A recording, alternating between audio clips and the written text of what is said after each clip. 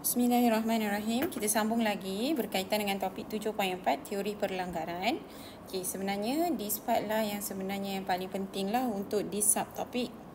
Okey, pelanggaran berkesan dan kadar tindak balas. Okey. Kadar tindak balas bergantung kepada kadar pelanggaran yang berjaya antara zarah bahan tindak balas. Remember, zarah bahan tindak balas ni kena berlanggar. Syarat pelanggaran berkesan adalah tenaga yang zarah bahan tindak balas tu ada mesti sama atau melebihi tenaga pengaktifan tu. Okey. Syarat yang kedua untuk pelanggaran berkesan adalah orientasi yang betul. Okey, boleh tengok video yang sebelum ini. Okey. Dan jika frekuensi pelanggaran itu tinggi, okey, lebih tinggi frekuensi pelanggaran itu, maka lebih cepatlah tindak balas tu berlaku. Jadi kadar tindak balas tu lebih tinggi. So sesuatu kadar tindak balas itu bergantung kepada frekuensi pelanggaran berkesan. Frekuensi is kekerapan. How often pelanggaran berkesan itu berlaku. Kalau banyak kali dia berlaku, then that means frekuensi pelanggaran berkesan itu adalah tinggi. Bila frekuensi pelanggaran berkesan itu tinggi, maka kadar tindak balas tu pun tinggi. Okay, now kita nak tengok setiap satu faktor yang mempengaruhi kadar tindak balas. Remember KSSM. K yang pertama adalah kepekatan.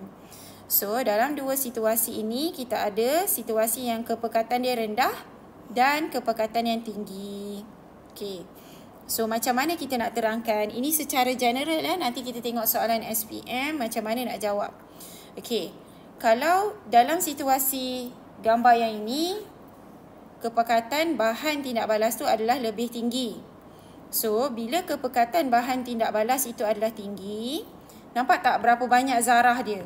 Banyak kan? Lebih banyak daripada yang kepekatan rendah. So bilangan zarah per unit isi padu. Kenapa dia sebut per unit isi padu? Bekas dia sama je saiz.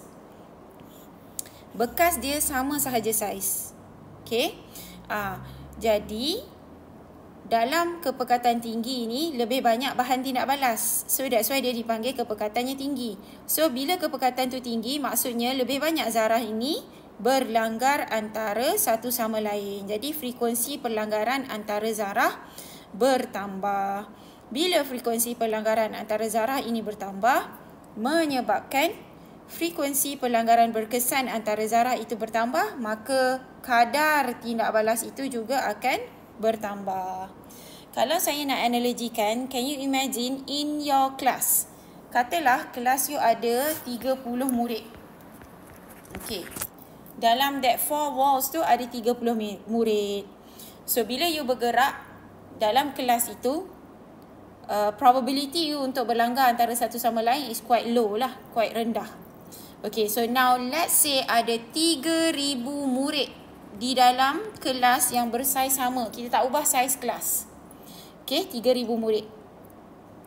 Jadi frekuensi pelanggaran antara murid-murid itu adalah lebih tinggi.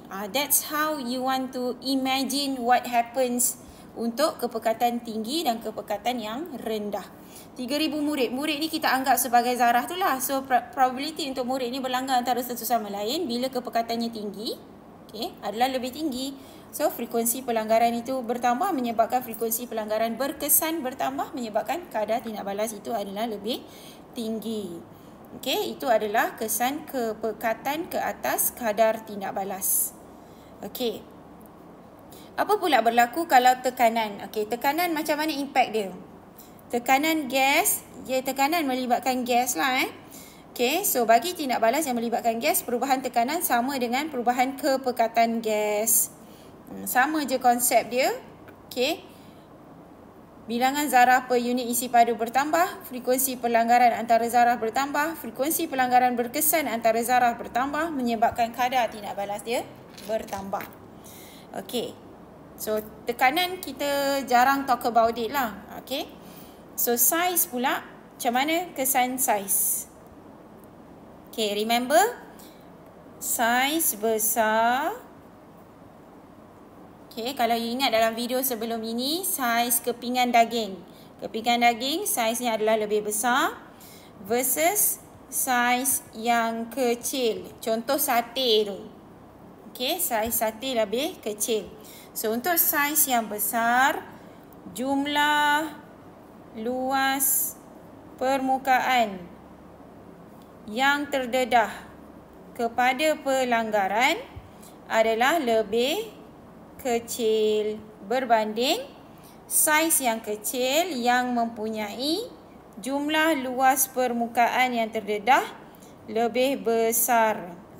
Okey, so saya ubah pada perkataan ini. Okey, kalau nak tengok mathematically, saya ada buat dalam topik faktor yang mempengaruhi kadar tindak balas. Boleh tengok balik.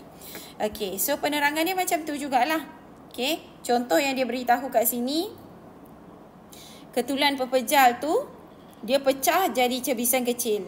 Jadi jumlah isi padu yang jumlah isi padu bahan tindak balas ni masih kekal sama. Okey. Tapi jumlah luas permukaan bahan itu akan bertambah. Alright. So macam mana kita nak terangkan? Ini konsep dia. Ni nampak tak? Saiz ni besar. Okey, saiz this yang the pink balls ni, pink atoms ni, saiz dia besar kan? Yang ini saiz dia dah dikecilkan. Okey. So bila saiz dia dikecilkan, dihancurkan cebisan kecil, so then dia punya permukaan yang expose to pelanggaran adalah lebih besar. So jumlah luas permukaan yang terdedah kepada pelanggaran adalah lebih besar. Okey, so menyebabkan frekuensi pelanggaran antara zarah bertambah, frekuensi pelanggaran berkesan antara zarah bertambah, so kadar tindak balas bertambah. Okey, nampak tak? Penerangan yang ini sama sahaja untuk kepekatan tadi. Perbezaannya adalah pada point yang kedua. Okey, so kat sini sebenarnya sepatutnya saiz. Tapi tak tahulah, tak ada perubahan pada buku teks setakat ini. Selalunya apabila saiz bahan tindak balas berkurang, okey, jumlah luas permukaan terdedah kepada pelanggaran bertambah. 345.345 ini sama seperti yang kepekatan tadi. Okey. Untuk suhu pula macam mana? Suhu, you imagine macam mana? Kalau suhu rendah, you imagine macam bakteria lah. Suhu rendah dalam peti ais. Suhu rendah, bakteria becomes inactive. Dia tidak bergerak. Inactive. Tapi bila suhu tinggi, iaitu di atas meja, contoh bila you letak makanan, suhu dia lebih tinggi daripada dalam peti ais kan? Okay, bila suhu tinggi, that means bakteria tu aktif. Bila bakteria aktif, makanan lebih cepat rosak sebab bakteria tu boleh membuat lebih banyak toksin. Samalah konsepnya di sini. Konsep dia macam ni. Zarah tu sama je bilangan dia dalam setiap bekas ni. Bezanya adalah pada suhu.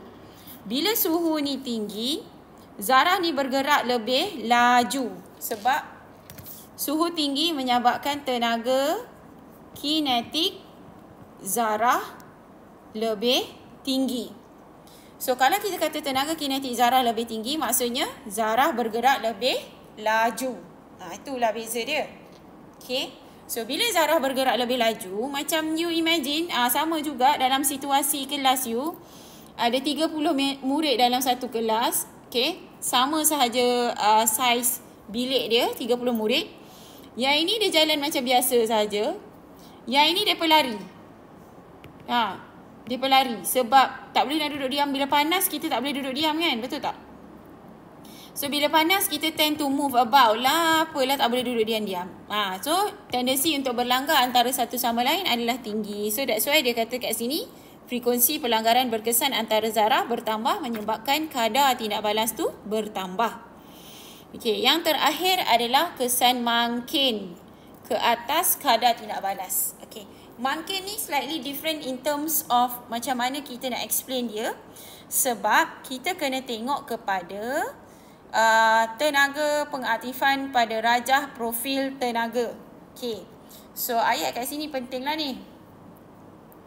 Makin terlibat dalam tindak balas, tapi makin tidak berubah secara kimia pada akhir tindak balas.